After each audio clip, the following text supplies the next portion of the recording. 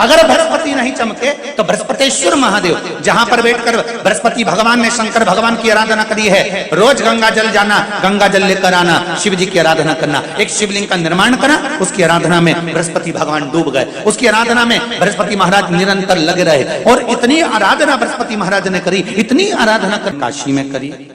बृहस्पतेश्वर महादेव काशी में विराजमान। कौन से महादेव? जम के बोलिए जरा। बृहस्पतेश्वर महादेव काशी में विराजमान है, जो अंगूठी में पुखराज नहीं पहन सकते, जिनकी भाग्य रेखा उल्टी चल रही हो, बृहस्पति चमक ही नहीं रहा हो, जिस काम में हाथ डालते हैं वो काम पूरा ही नहीं होता हो, तो एक बार काशी जाना, बृहस्पतेश्वर महादेव का स्पर्श करना, उनका अभिषेक पूजन करना और उनका स्पर्श कर कर एक बेलपत्र ब्राह्मण देवता से मांग कर लेकर जाना कि इन बृहस्पतेश्वर महादेव से मुझे एक बेलपत्र दे दो। तुम्हें पुखराज पहना कि नहीं पहना, हीरा रतन माणिक पहना कि नहीं पहना, वो बेलपत्र इतना चमत्कार कर देगी कि जिंदगी में कभी संपदा की कमी आएगी नहीं। आराधना करी बृहस्पति महाराज ने कि शंकर भगवान सामने प्रकट हो गए। मांगो बृहस्पति, तुमको क्या चाहिए? कुछ नहीं, केवल आपका भजन। नाम रख दिया, तुम्हारा नाम बृहस्पति रहेगा। बृहस्पति भगवान का एक नाम बृहस्पति भी रख दिया और तुम साधारण नहीं रहोगे। तुमने मेरी आराधना करी है तो देवताओं के गुरु बनकर विराजमान होगे। इतनी भी परेशानी चल रही हो, थोड़े दिन बाबा की जो जलाधारी है, इस जलाधारी पर हल्दी का थोड़ा सा लेपन करिए। हल्दी का लेपन कर कर जिस पात्र से शिवजी को जल चढ़ाओगी, उसी पात्र पर अपनी 3 उंगलियों का स्पर्श हल्दी का कर कर फिर बाबा को कुंदकेश्वर महादेव के नाम से जल चढ़ाना प्रारंभ करें। जो हल्दी का लेपन आपने जलाधारी पर करा है, उसी जलाधारी की एक उंगली कलश पर लगाकर लेकर आओ। घर के अंदर जब प्रवेश करो या व्यापार में प्रवेश करो तो जो कलश पर हल्दी लगाकर लाए हो, वही दरवाजे के ऊपर थोड़ी सी मात्रा में कुंदकेश्वर महादेव के नाम से लगाना प्रारंभ कर दो। कैसी भी चिंता हो, 7 से 8 दिन में वो चिंता समाप्त होगी। पूजा में 2 चीजों का होना बहुत जरूरी है, बहुत ध्यान देना। एक, जब कोई भी विद्वान ब्राह्मण आपके घर में पूजन कराने आते हैं, कोई भी विद्वान ब्राह्मण जब आपके घर में पूजन करते हैं, कोई विद्वान ब्राह्मण जब आपके घर में पूजन करने के लिए आते हैं, पूजन कराते हैं, सबसे पहले दीप प्रज्वलित करते हैं। क्या प्रज्वलित करते हैं? दीप। आप भगवान के मंदिर में जब पूजन करें, आप जब अपने घर में भगवान की जब पूजन करें, तो आप स्तुति, पाठ, मंत्र, साधना, जप, अनुष्ठान सब बाद में, सबसे पहले एक दीप प्रज्वलित करें। पूजन में दीपक होना बहुत जरूरी है। और दूसरा है, ऐसी कोई पूजन नहीं जिसमें महादेव नहीं। अगर जिस पूजन में शंकर नहीं होंगे, वो पूजन कोई देवता स्वीकार नहीं करता, कोई देवता स्वीकार नहीं करेगा, उस पूजन का कोई फल नहीं जिसमें शिव नहीं है। अब अभी तक 2 भार इंद्र के पास में थे, बहुत ध्यान देकर समझना ये नवग्रह कथा को। 2 भार थे इंद्र के पास। इन कौन से पद थे? जम के बोलो जरा। पहला पद देवराज इंद्र का, दूसरा पद देवगुरु, देवगुरु का पद भी इंद्र के पास में था और देवराज का पद भी इंद्र के पास में था। ये 2 पद जब होता है साधारण भाषा में, आप ले लीजिए, किसी के पास में अध्यक्ष का पद भी है, किसी के पास में और कहीं का पद भी है, 2-3 पद उसके पास में विराजमान है, तो उसके पास में 2-3 पद अगर विराजमान है तो फिर उससे अगर एक पद ले लिया जाता है तो उसको अहंकार आ जाता है, उसको गुस्सा आ जाता है कि बताओ अभी तक तो मुझे पूछा जा रहा था, अब तुम तो वो पद पे भी जान दो। जैसे तुम किसी कुर्सी पर बैठे हो, कथा सुन रहे हो और इतने में कोई रिश्तेदार बाहेती जी का आ गया और तुम बढ़िया आराम से बैठे थे, और बैठे बैठे इतने में बाहेती परिवार से कोई आया और उसने तुमको उठाया, प्लीज थोड़ा सा, और तुम्हें उठाकर दूसरी जगह बिठा दिया और उन्होंने अपने वाले को कुर्सी पर बिठा दिया। अब बोलो, जो उठा, जिसको उठाया जाता है उसका भगोने जैसा मुंडा हुआ क्यों नहीं हुआ? अरे बोलो तो, अपन दूर कथा नहीं जाते, कथा अपने ऊपर लेके चलो कि अपन कैसे समझें इस कथा को। बहुत अगर गहन तत्व की कथा सुनेंगे तो समझ में आएगी नहीं। यहाँ से सुनी, यहाँ से निकाल दी, बच्ची कुछ ऊपर से निकल गई और मालूम पड़े थोड़ी देर बाद माताएं कुर्सी पे बैठी बैठी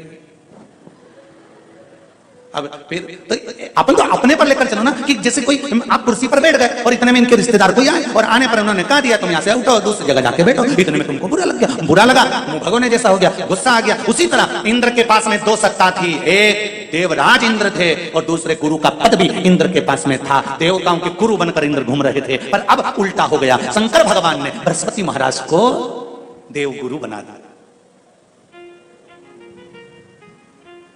अब जैसे ही देवगुरु बनाया तो इनका इंद्रदेव का मुंह, अरे वो बोलो तो तुम भगोड़ ऐसा हो गया, कुर्सी उतरी कि मुंह भगोड़ा, तो गुस्सा तो गुस्सा। इतने में इंद्र ने, बृहस्पति महाराज देवगुरु बन गए, इंद्र सिंहासन पर बैठे थे, अप्सराओं का नृत्य देख रहे थे। वहीं से देवगुरु बृहस्पति का आगमन हुआ। बृहस्पति महाराज जैसे ही आए तो इंद्र तो सिंहासन पर बैठकर पूरा अप्सराओं का नृत्य देख रहे थे। उनको देवगुरु बृहस्पति से मतलब ही नहीं था। कोई स्थान नहीं, कोई सम्मान नहीं, कोई आदर नहीं, कोई आदर नहीं। जिसको घर के बड़े बुजुर्ग सम्मान देते हैं, घर के बच्चों का भी फर्ज है कि उसका सम्मान बच्चे करें। सही है कि गलत है? घर के बुजुर्ग उसका सम्मान दे रहे हैं ना, घर के बड़े उसका सम्मान कर रहे हैं ना, तो घर के बच्चे कहते हैं नहीं वो तो हमारे लिए गलत सोचता है, हमेशा हमारे लिए अपशब्द बोलता है, हमेशा आड़ा टेढ़ा बोलता है। तो घर के बुजुर्ग कहते हैं तुम्हें क्या करना है, जब हम सम्मान दे रहे हैं तो तुम भी दो, हम आदर कर रहे हैं तो तुम भी करो। बृहस्पति महाराज का सम्मान नहीं हुआ। बृहस्पति महाराज वहां से उठकर चले गए, बोले नहीं। जो समझदार होता है वो तुरंत कह देता है कोई बात नहीं, मैं चले जाता हूं। कोई मुख पर क्रोध नहीं, कोई चिड़चिड़ प्रवृत्ति नहीं, कोई अपशब्द नहीं। एक बात मैं आप सबको कहना चाहूंगा, किसी जगह पर यदि आपका अपमान हुआ है, बहुत ध्यान देना जरा, कथा थोड़ी भारी है पर समझ लोगे आप। किसी जगह पर यदि आपका अपमान हुआ है तो आप भगवान शंकर को धन्यवाद देना कि मैंने पूर्व में किसी का अपमान करा होगा तो मेरा हिसाब आपने इतनी जल्दी बराबर कर दिया है, इतनी जल्दी बराबर कर दिया। ये थोड़ा सा अपमान मेरा कराया, मेरा हिसाब बराबर हो गया। कोई गाली दे रहा है, देने दो, शंकर भगवान को धन्यवाद देना, बाबा बड़ी कृपा करी, मैंने पूर्व में इसको गालियां दी होंगी, अपशब्द कहा होगा तो इसने मुझे पलटकर गाली दे दी, अपशब्द कह दिया। ये तेरी कृपा है,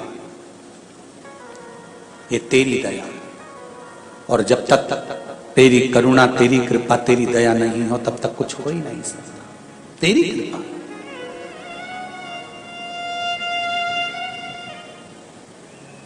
भगवान से कहो हे देवाधिदेव महादेव, मैं ये नहीं कहता कि मुझे रोने मत देना, क्योंकि कर्म का भोग तो मुझे भोगना पड़ेगा। देवाधिदेव महादेव से कहो हे देवाधिदेव महादेव, मैं ये नहीं कहता कि मुझे रोने मत देना, पर इतना जरूर कहता हूं तेरे सिवा किसी दूसरे के आगे झुकने मत देना, बस इतनी कृपा कर। तुमसे पूछे कि सत्यनारायण जी की कथा कहां से निकली है तो आप बता सकते हो स्कंद पुराण से निकली है। स्कंद पुराण में सत्यनारायण भगवान का चरित्र वर्णन किया गया।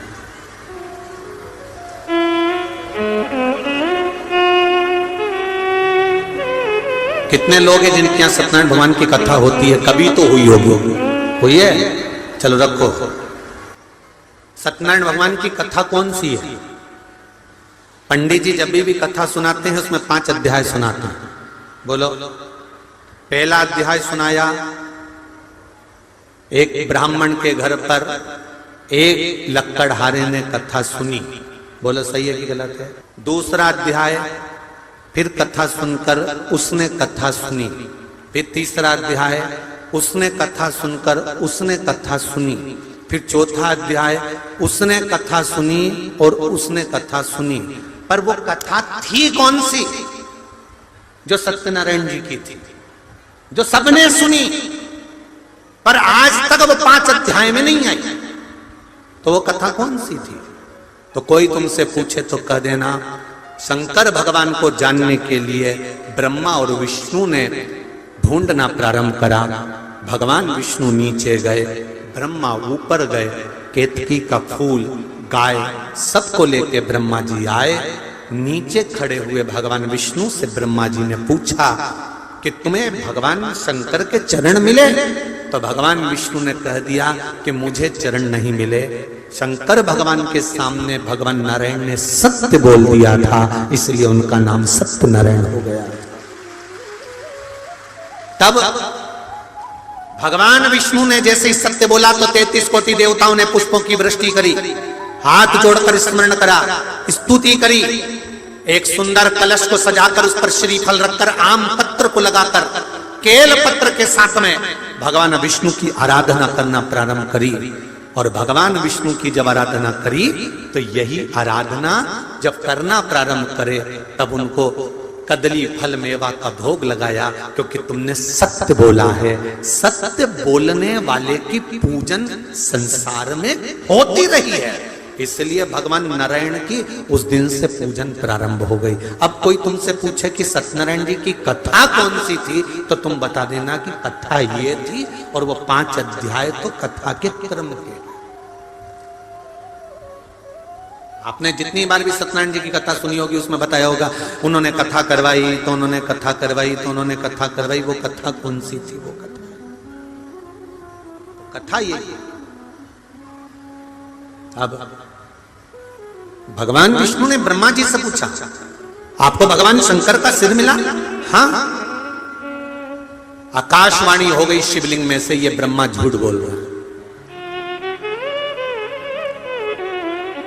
दुनिया के सारे मंदिर में, दुनिया की सारी भूमि पर, दुनिया की सारी जगह पर जाकर झूठ बोलोगे चल जाएगा, पर शंकर भगवान के सामने झूठ बोलोगे तो जिंदगी नरक जैसी निकल जाएगी, पूरी जिंदगी।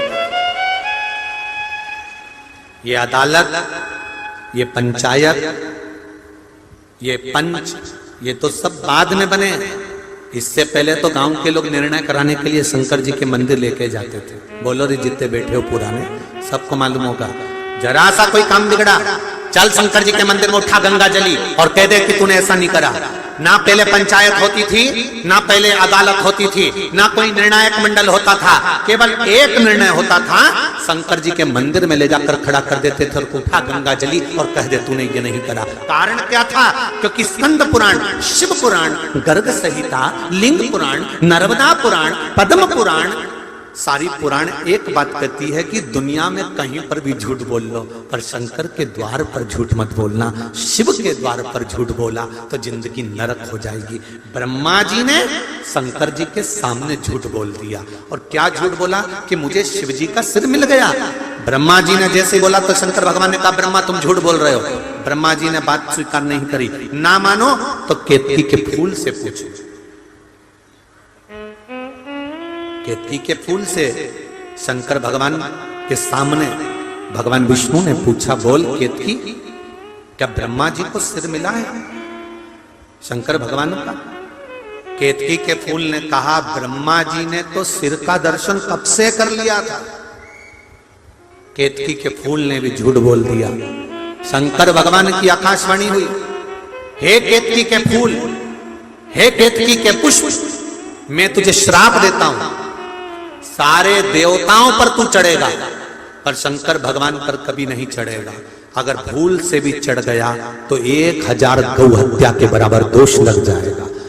केतकी का फूल सारे देवताओं पर चढ़ता है पर भगवान देवाधिदेव महादेव पर कभी नहीं। उंगलियां खींचने के बाद दो उंगलियां खींचने के बाद एक उंगली का चंदन नीचे जब तीसरी उंगली से आता है तो हम नीचे, कितने भी नीचे अगर खड्डे में भी जा रहे हैं और कर्जे में भी जा रहे हैं, नीचे की उंगली अगर हमने बाद में लगाई है तो हमें ऊपर उन्नति की सीढ़ी पर महादेव चढ़ा ही देता है। ये निश्चितता है त्रिपुंड लगाने की,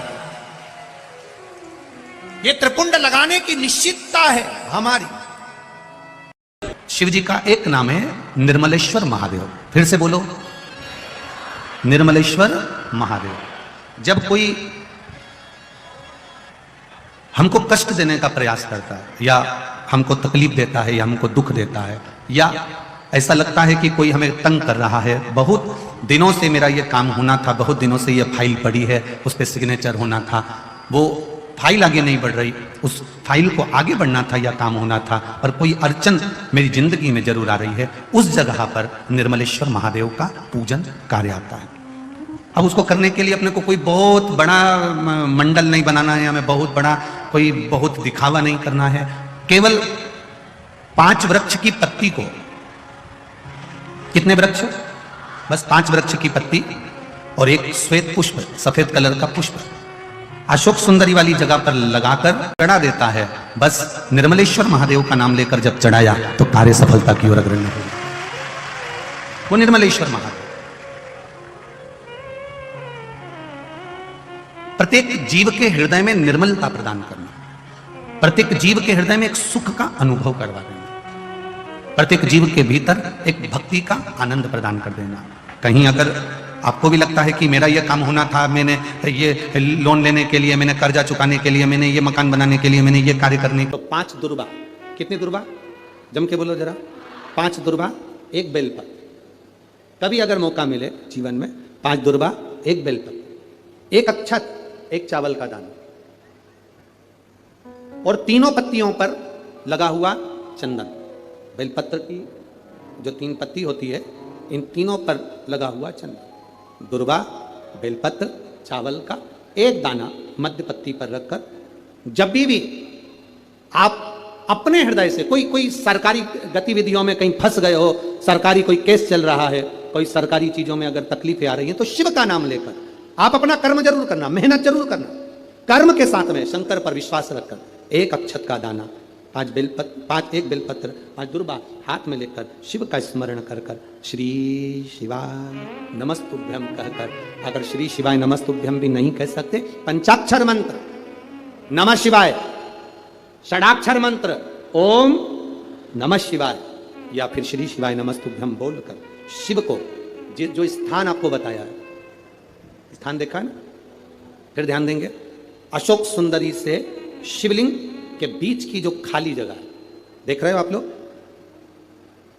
एलईडीओं पर ध्यान देना, एलईडी और अपने अपने मोबाइल पर अगर आप कथा सुन रहे हो, या यहाँ पंडाल में कथा सुन रहे हो, या आस्था चैनल पर सुन रहे हो, तो वहां शिवलिंग, अशोक सुंदरी का स्थान, बीच में जो खाली जगह है, इस खाली जगह पर बेलपत्री और दुर्वा का जो पीछे का भाग है, वो पीछे का भाग अशोक सुंदर की ओर होना चाहिए, अशोक सुंदर की ओर उसका भाग हो जाए, और पत्ती को इस तरह से शिवलिंग और जो खाली जगह है उसके मध्य में रखकर, कोई सरकारी चीज के लिए, कोई प्रशासनिक चीज के लिए, कोई केस के लिए, कोई कानूनी कार्यवाही के लिए, कोई तकलीफ में घिरे हुए हो, तो उस स्थान पर ये बेलपत्र केवल 1 बार चढ़ाकर बाबा से विनती करना, बाबा उसको स्वीकार जरूर करेगा, कार्य सफल जरूर करेगा। 1 बेलपत्र शिव भक्ति के लिए, 1 बेलपत्र विचार कर लिया। कई माताएं कहती है मेरे बेटे की शादी नहीं हो रही, कोई कहता है मेरी बेटी को ब्याह नहीं हो रहा, कोई कहता है हमारी बहू को संतान नहीं हो रही, कोई कहता है ये वाला रोग आ गया, बीमारी आ गई, ये हो गया, वो हो गया। हम उनसे कहते हैं तुम जब तक अपना समझ कर रखोगे, तुम कहोगी मेरे बेटे का ब्याह नहीं हो रहा, तो वो नहीं होगा, बेटा तुम्हारा है।